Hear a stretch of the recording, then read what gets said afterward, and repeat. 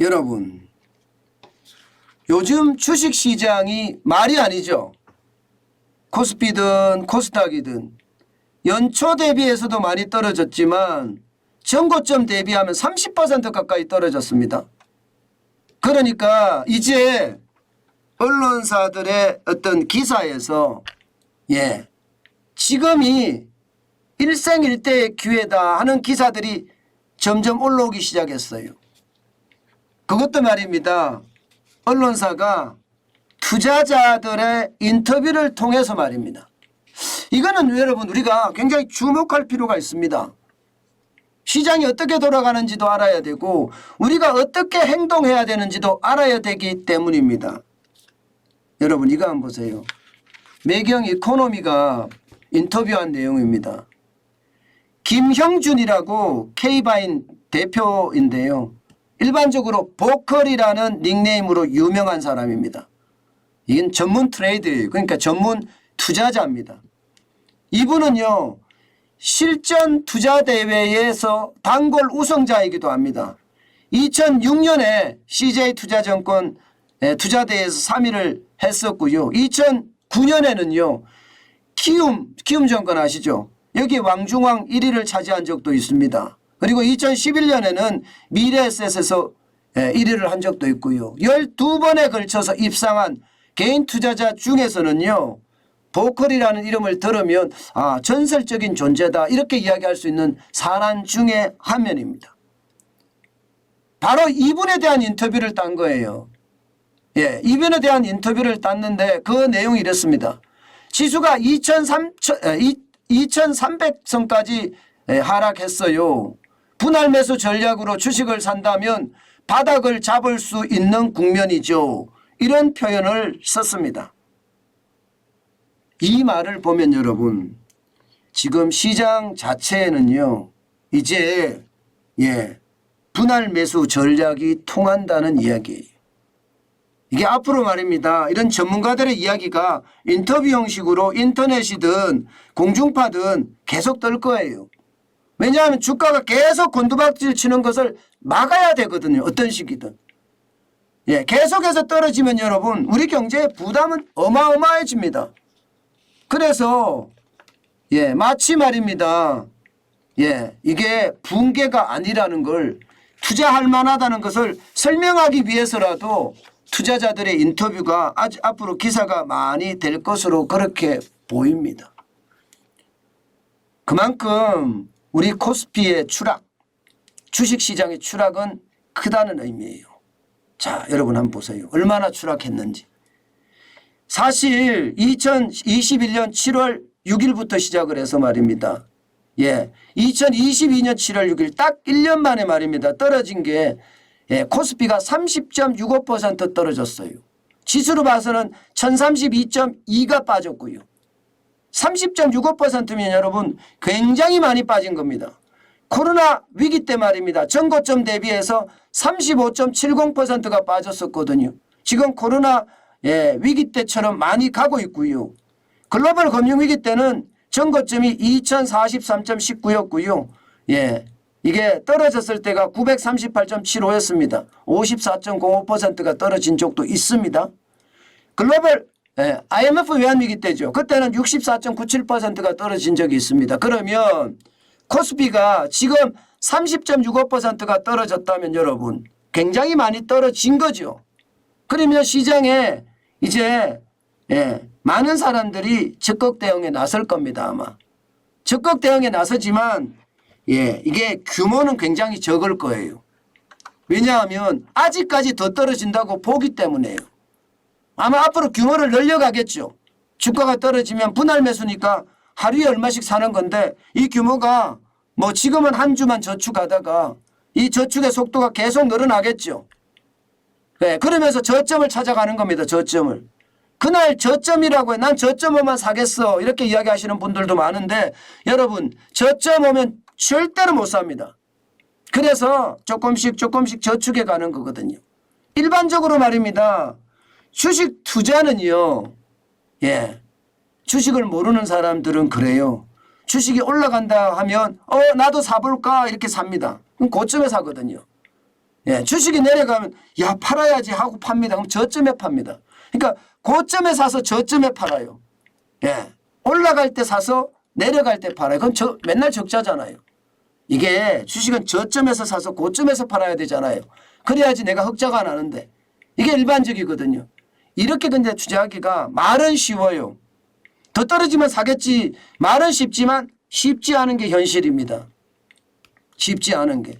실제로 내가 투자를 해봐야지 아는 거고요. 저는 여러분들에게 늘 권합니다.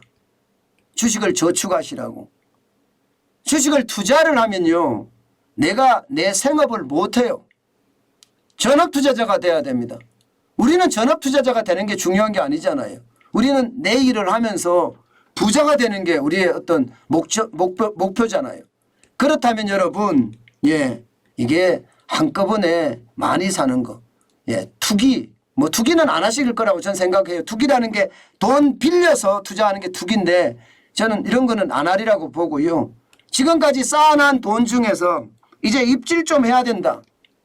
예, 입질 좀 해야 된다. 뭐 그런 생각 저는 많이 듭니다. 입질하는 거는요. 예, 이게 저축을 조금씩 해가야 되고요. 또한 내일 모레 당장 판다는 생각으로 절대 하시면 안 됩니다. 나는 이 주식을 사면 10년은 보유하겠다 이런 생각이어야 돼요. 워렌 버핏도 이야기했습니다. 10년을 보유하지 않을 주식이라면 1초도 가지지 마라 이렇게 이야기했습니다. 굉장히 중요한 이야기입니다. 우리는 생업을 가야 되기 때문에요.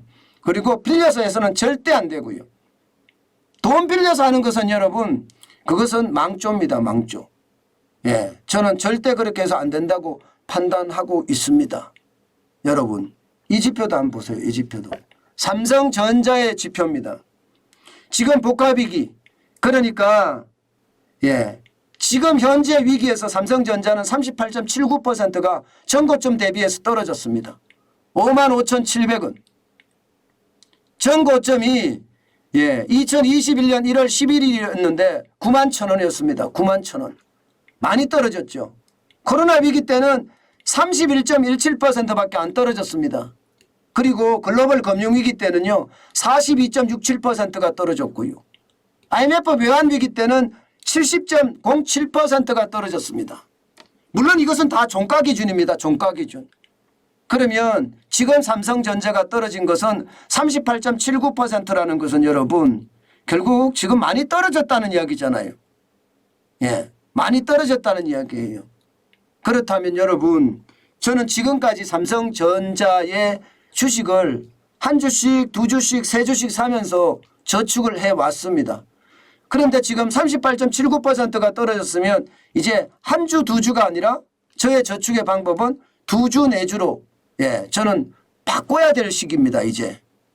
예, 바꿔야 될 시기예요. 그런데 문제는 제가 돈이 많지가 않습니다. 저는.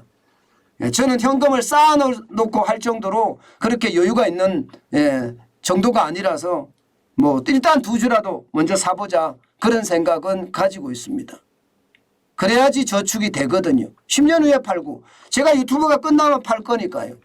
그리고 삼성전자의 어떤 하락률이 더 떨어지면 떨어질수록 하락률이 떨어지면 예, 저는 그럴 겁니다. 저축의 수를 어떻게 하든 더 높여갈 겁니다. 어떻게 하든. 제가 유튜브 수익이 나오는데 거기에서 남는 돈으로라도 저는 그렇게 높여갈 거라고 생각을 합니다. 여러분 시장은 굉장히 변동성이 심해요. 투자라는 것은 굉장히 어렵고요. 변동성이 심할 때는 굉장히 어렵거든요. 저는 여러분들에게 주식은 저축하는 거다. 내가 정기예금, 정기적금으로 저축하는 것을 별도로 주식에다 정기적금, 정기예금처럼 예, 저축하는 게 저는 좋다. 이렇게 이야기를 합니다. 그러면서도 장기 보유를 해야 되는 것 아니냐. 이 이야기를 참 말씀을 많이 드립니다. 저는 여러분들이 뭐 장기 보유야 여러분 의사겠죠. 왜냐하면 투자하시는 분들은 그 나름대로의 어떤 투자를 책임을 지고 하는 거거든요.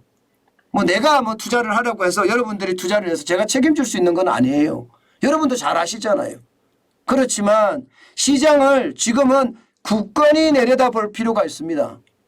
예, 내가 이제는 정환전 TV를 오래 봤으니까 투자에 대한 어떤 흐름도 좀 알고 분위기도 좀 안다면 여러분들 책임하에 어떤 주식이든지 어떤 주식이든지 여러분이 이 주식은 진짜 괜찮은 주식이야 판단이 섰다면 조금씩 저축해 가는 것도 굉장히 좋은 방법이라고 생각을 합니다.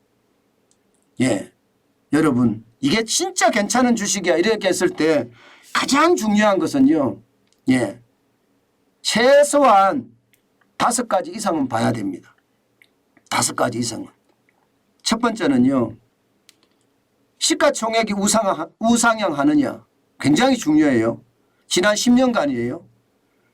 시가총액이 매출액이 우상향했느냐 영업이익이 우상향했느냐 이것만 해도 벌써 3가지입니다. 3가지. 그리고 4번째 중요한 건요. 그 회사의 사업의 어떤 모양새가 미래를 준비하는 모양새냐. 이게 굉장히 중요해요. 지금 현재에 만족하는 모양새다. 이러면 주가가 미래가 없다는 뜻이거든요. 미래가 없다는 뜻이에요. 그런데 미래를 지향하는 그런 모양새를 가지고 있다. 이러면 저는 좋다고 생각을 하고요. 마지막 5번째는 뭐니 해도요. 기초체력입니다. 기초체력. 기초체력이라는 것은 우리가 이야기하죠. 부채가 많으면 안 됩니다. 부채가 많으면 안 돼요. 그리고 실적이 좋아야 돼요. 이게 부채가 많은 기업은 예전에 투자 잘못했다가는 대박 아니면 쪽박이라고 이야기하잖아요.